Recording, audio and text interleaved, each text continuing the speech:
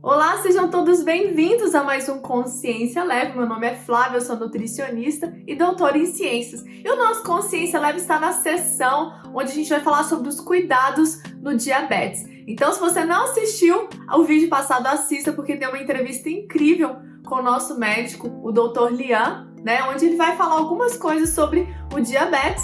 E hoje nós vamos apresentar um tema muito importante que frequentemente se escuta no termo diabetes, que é índice glicêmico e carga glicêmica.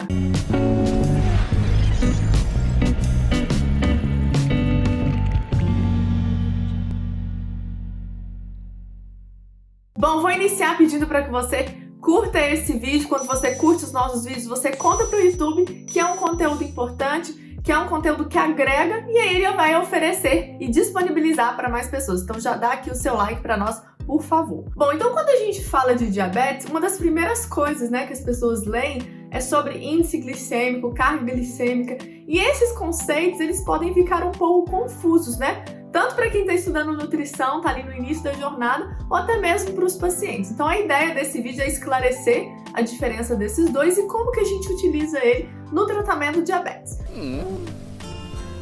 Hora de matar a fome! Que beleza!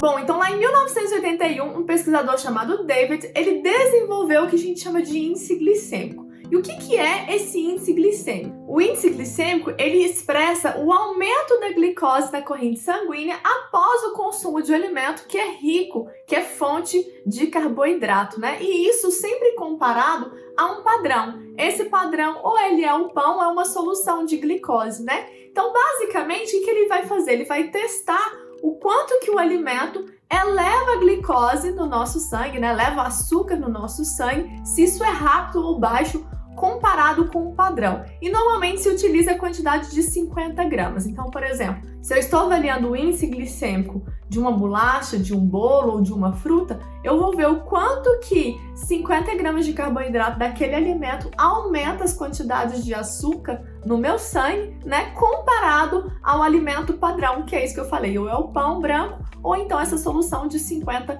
gramas de glicose, 50 ml de glicose que o indivíduo ele consome. E aí, então, tem esse conceito de alto índice glicêmico e baixo índice glicêmico, sempre comparado com o padrão. Então, o que seria um alimento de alto índice glicêmico? Aquele alimento que, quando eu coloco lá na fórmula, comparando com o alimento padrão, ele está acima ou igual a 70%.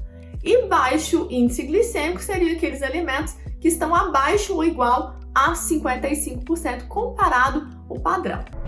Verão que seu sabor delicioso vai te deixar sem palavras. E melhor, eles são cheios de nutrientes. A partir desse conceito de índice glicêmico, começou a se pensar que o paciente que tem diabetes, o indivíduo que tem diabetes, é interessante que ele coma alimentos com baixo índice glicêmico. Por quê? Porque são alimentos que vão demorar a elevar a quantidade de glicose na corrente sanguínea. Só que aí, com o passar do tempo, começou a se observar que esse parâmetro, isoladamente, ele não era interessante. Por quê?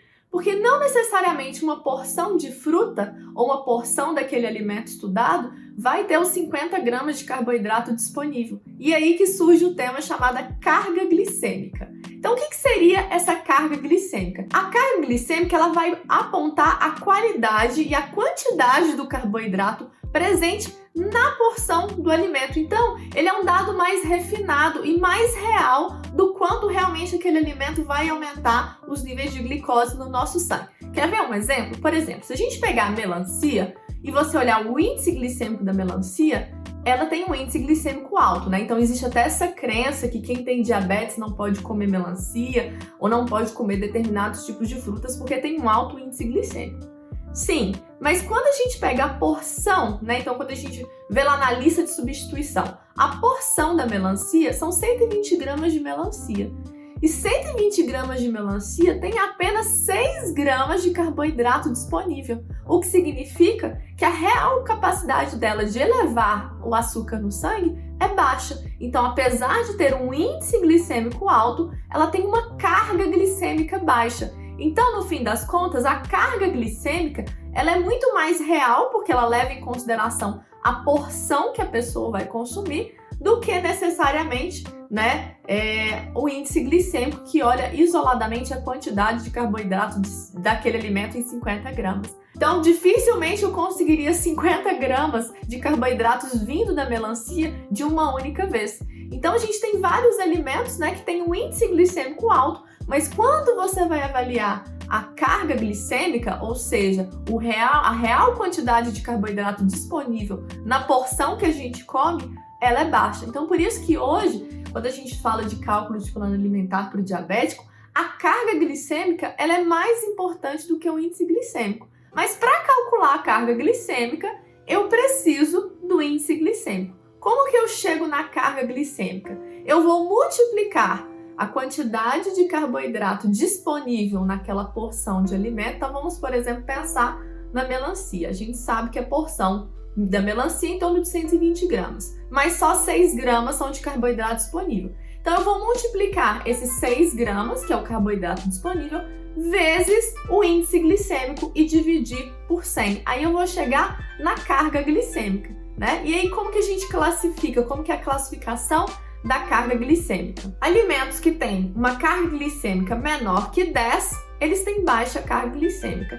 E acima de 20, eles têm alta carga glicêmica. Um outro fator que é importante quando a gente fala de índice glicêmico, de carga glicêmica, é que a gente tem que lembrar que uma refeição, né, ela é composta por vários alimentos. Então existe uma crítica grande em cima aí do índice glicêmico, pensando nisso, né, que o índice glicêmico ele não necessariamente vai me dar a real resposta que o meu organismo vai ter. Por quê? Porque dificilmente eu vou comer só o arroz, ou só a carne, ou só o feijão, né? Eu vou ter uma mistura de alimentos, né? E aí fica mais complicado de eu saber como que meu organismo vai reagir, né? Porque eu tenho vários índices glicêmicos ali trabalhando juntos, ou várias cargas glicêmicas ali em uma única refeição. Então, quando que o índice glicêmico, a carga glicêmica, elas são interessadas?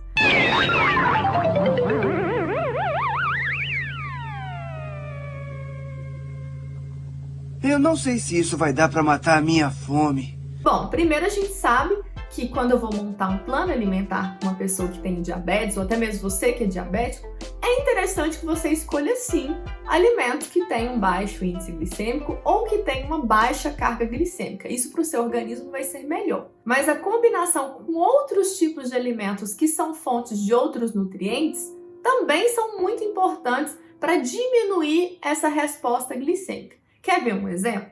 Quando eu tenho, por exemplo, um macarrão, né, que é um alimento rico em carboidrato. Se eu coloco naquele macarrão uma carne, por exemplo, com molho à bolonhesa, salpico ali um pouco de queijo e coloco um pouquinho de azeite, eu já faço com que há uma redução na resposta glicêmica, porque eu tenho muito mais coisas ali que o meu organismo precisa quebrar, digerir e absorver, né? Então tudo isso retarda, tudo isso vai influenciar nessa resposta glicêmica que o meu organismo vai ter. Não! Pode ir cuspindo isso!